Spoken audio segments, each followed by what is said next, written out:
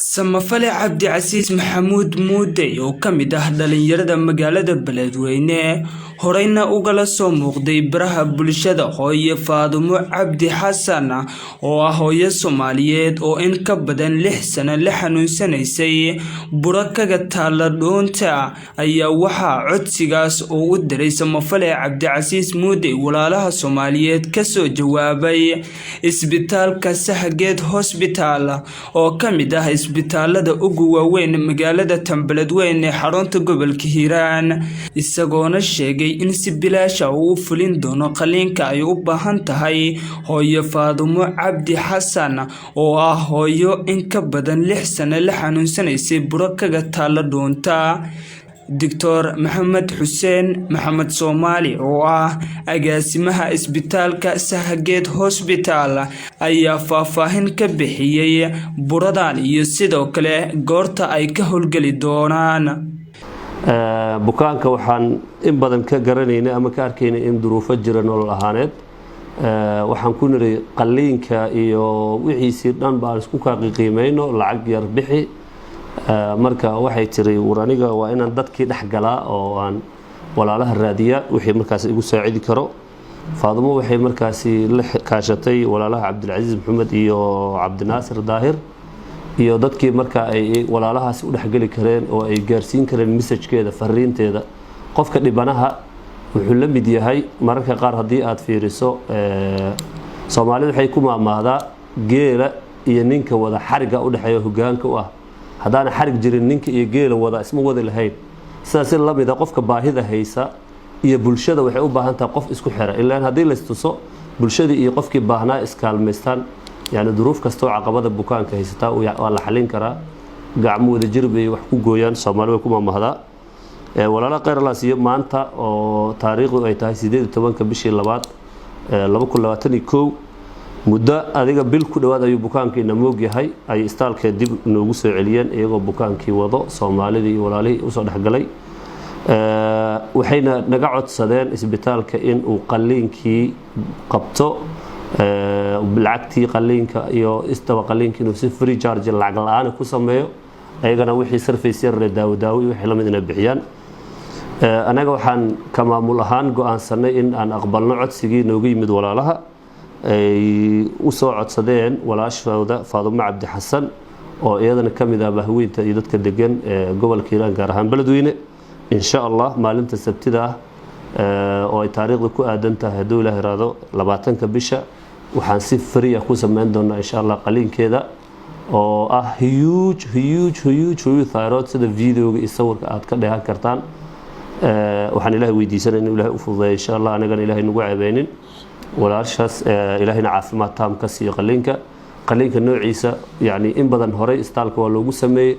waa success alxamdulillah kaysaskii hore la sameeyay alxamdulillah sidaan si lamid ah hadda ka horba kaysaan u sameeyay tabarucaha oo bahweynta Soomaaliyeed kulli aan la wadaagnay ducadoodana Ilaahay u aqbalay bukaankii caafimaad qabo haddana insha Allah Faadumo waxaan Ilaahay weydiisanay Ilaahay u fududeeyo hawshaas waxaan qaban doonaa insha Allah maalinta Sabtida galabteeda insha Allah ducada waa walaalaha Soomaaliyeed iyo xaqiin insha Allah sidoo kale hooyo Faadumo Cabdi Xasan oo ah hooyo in ka badan 6 sano la xanuunsanaysay buradan kaga taala dhoonta ayaa ka hadashay dareenkeeda sidoo kalena u mahad celisay walaalaha Soomaaliyeed ee soo garab istaagay ay u yaala buro marka ka sii dambeysay waa sii badanaysay buradayda markasto oo doctor laglaanay maadan xilli ur aan lahaay ay ahayd maanta oo maalin khamiis ah الدكتورك محن Soomaali u imaaday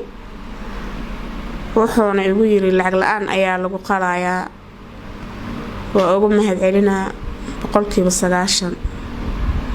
walaalaha islaamka ummadii dhaxgala ugu dambeyn Samafale Cabdicasiis Muude oo ka mid ah dhalinyarada ku dhaqan magaalada Beledweyne horeyna u baahiyay hooyo Faadumo Cabdi Xasan ayaa u mahad celiyay isbitaalkan sidoo kalena walaalaha Soomaaliyeed ka codsaday inta dhiman inay soo dhameystiraan bismillaahir rahmaanir rahiim maanta waxaan joognaa isbitaalka Sahageed isbitaalaan joognaa Beledweyne halkan maanta waxaan keenay bukaan lagu magacaabo Faadimo waxaan u keenay Dr. Maxamed Soomaali agaasimaha guud ee isbitaalka Maxamed si fiican ayuu noo soo dhaweeyay aniga iyo tiimkii wada soconay si fiican ayuu noo qaabilay bukaanka ayaa xaaladiisa ugu sheekaynay bukaanka wuxuu dhahay qaliin ayuu u baahan yahay oo dhahay buro ayaa ugu taal halkan dhigta hoosteeda marka dhuunta محمد وعسيق أنا سو جيدني ونجا قبلي إنه قلين العقلان كقالي دونه بكان كان مدلع سنة حنو صناعي ما أنا أهنا مركي وجوه الرئيس عسي نوع على كلام سو جيدنه حتى نقار حتى دور عسي أنا وكأني ونجا قبلي محمد يدمان يشقالها يستالك وستال أو أديك بالشدة حلو والباي نبقى وجرو أما حالة مكاسي تاجنت هاي أدبان أقوم هذا علينا محمد ما أنت بكانك وكأني بارتان تبدأ كبعد وحول هاي خلينا أنجلينا ولا إن شاء الله ما أنت صدقة أساس عطوا بكان كانوا مدة 6 سنة حنوصنا برودان وقتها على غرط لونتا هون هلين واحد ريال عافيماد أو واحدة وا أيه مركان صوب بدينا محمد ونوكا عسقي وصينا نجا قبلي عادي أدبان أقوم هذا علنا دمان أجسمها يدمان شغالها ستالكا oo habeenii maalin dadka Soomaaliyeed u adeego meel walba joogan aad baan ugu mahad celinayaa waxaan u rajaynayaa caafimaad insha Allah in qaliinkaas ku guuleysan doonaan ilaahayna gabartan Soomaaliyeed caafimaad oo sii doono assalaamu calaykum warahmatullahi wabarakatuh walaal waxa laga yaabaa in aad ku nooshahay nolosha midda ugu wanaagsan sidoo kalena aad haysatid caafimaad balse hooyo Faadimo Cabdi Xasan waa hooyo dhashay 14 caruur ah sidoo kalena 5 kamid ah ay ka dhinteen